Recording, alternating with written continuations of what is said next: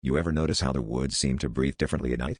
That's what I was thinking as I lay in my tent, cocooned in my sleeping bag, listening to the wind weave through the pines. I'd been alone for 2 days on this solo camping trip, just me, my journal, and the kind of silence that presses on your eardrums.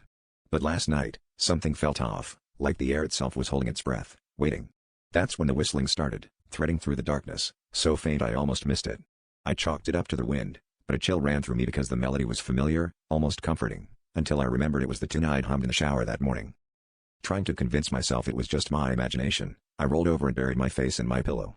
The whistling grew louder, circling the tent, following the exact melody note for note. It hesitated, mimicked my pauses, even repeated the little flourish I added at the end. My heart hammered. No animal could do that.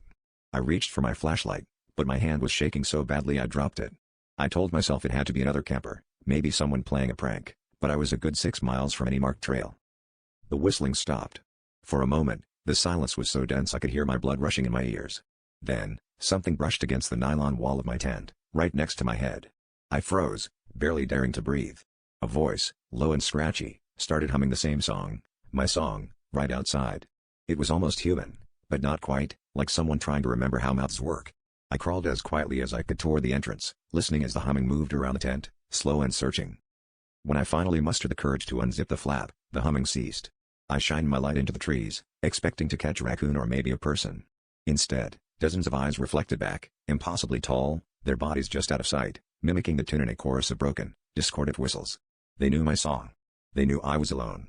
And as their shadows pressed closer, I realized they'd been listening long before I ever heard them.